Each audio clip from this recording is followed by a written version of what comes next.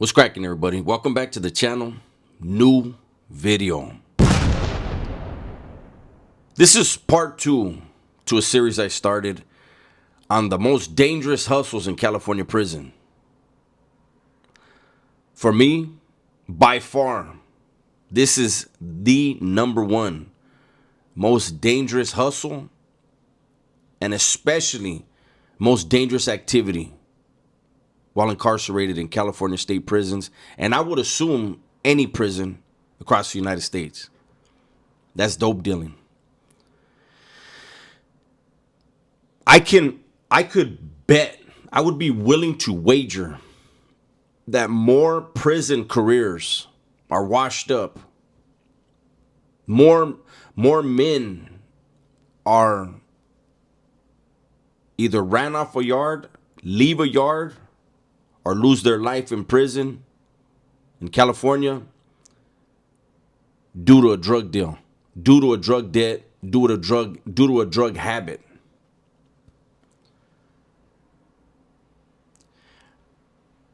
Unfortunately, for a lot of years, I sold drugs in prison.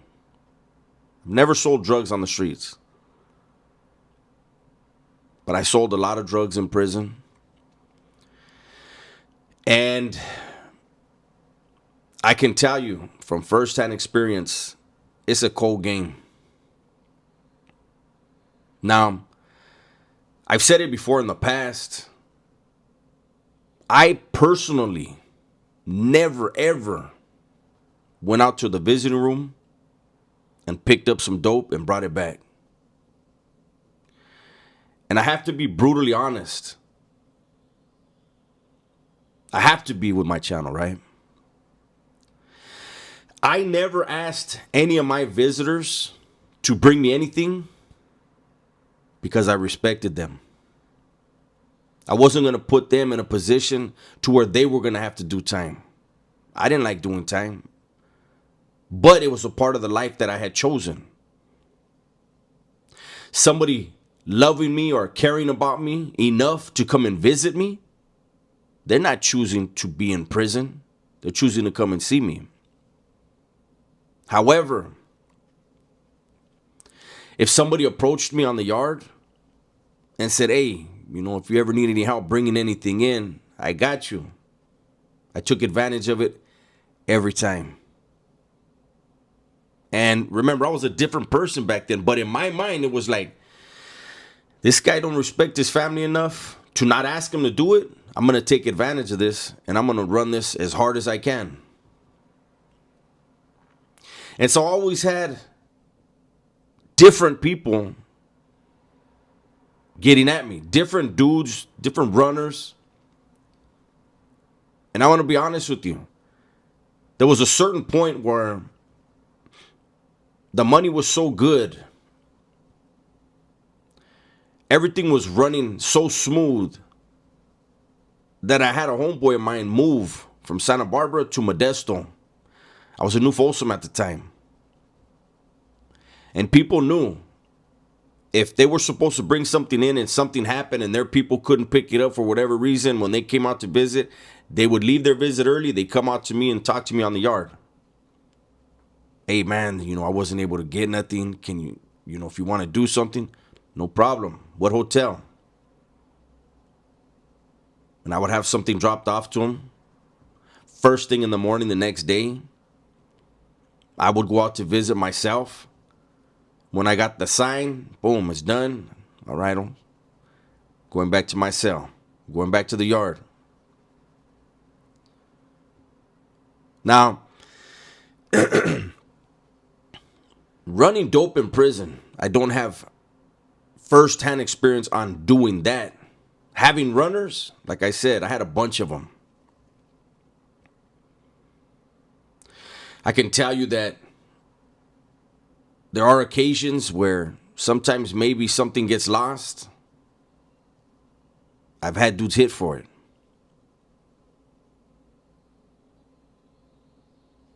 Especially if there was a pattern of it.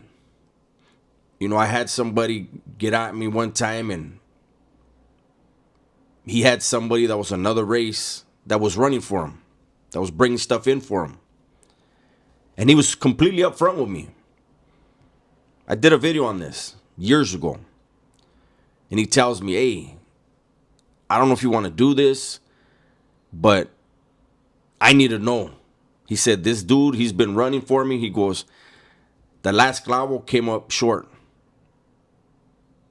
And he said, if you want to have him, I'll say it's my stuff, have him bring stuff in.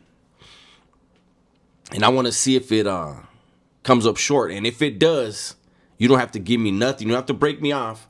But I'm going to whack this dude. I said, no problem. Just give me the address where to drop it off. It was an address near Sacramento area, I'll say.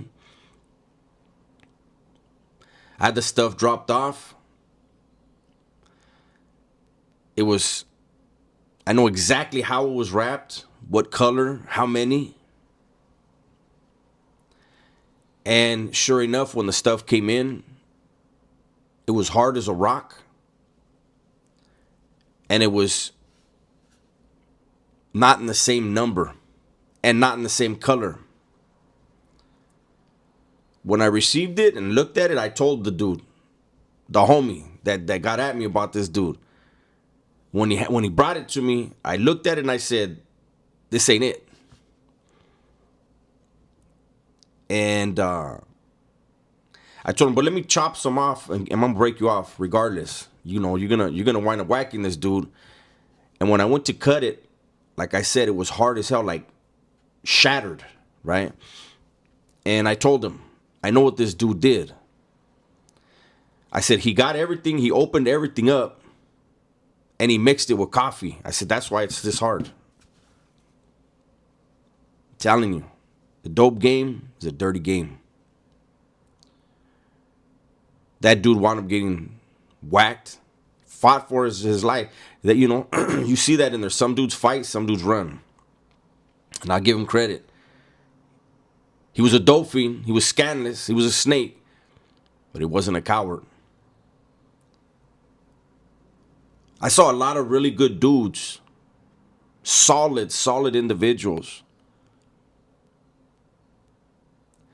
And they fell victim to their addiction. To me, that's why this is a powerful video. There are so many people on the streets that are out here hustling, that are out here boasting, that are out here criming it because of an addiction. And let me tell you, you get to prison, you're going to pay a whole lot of money for a tiny bit of dope. You catch a habit, you go on a run behind those walls, nothing good comes out of it.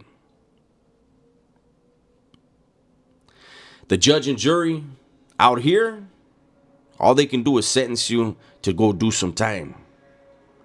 Your judge and jury behind the walls can take your win and your life. It's a very, very, very lucrative business in there. I had a homie that used to sell for me. I don't know how he would do it. And I'm not going to lie. I knew it was scandalous, whatever he was doing. But when you're making that money, it's a nice thing. He would make me $1,300 off of 1 gram of dope. I don't know how. He had to be hitting people with smears. I mean, literally. The dope was good, though, so people were buying it. And then he wound up getting in some trouble where I gave him action to whack somebody. And he did. And he wasn't a lifer. And he wound up mad at me because I showed him love and didn't have him hit. Instead, had him put in work.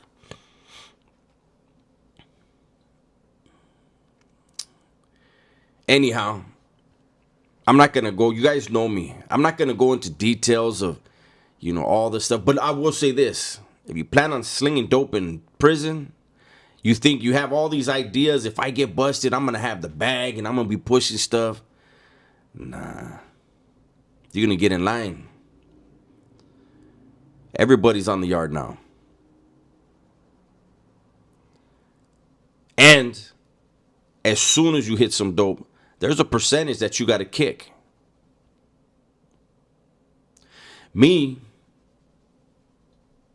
I was sending money to who I had to send money to. But on top of that, camaradas of mine, dudes who weren't legends, but had put in that work and got validated, couldn't get out on the yard, couldn't hustle because they were slammed down.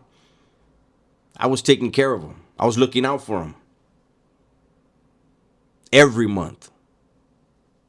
Not out of necessity, not because it was mandatory, but because it was right. It also never hurts in the long run when you find yourself in some political stuff. Maybe you get in a skirmish with somebody. But you have all this support because you've been doing the right things.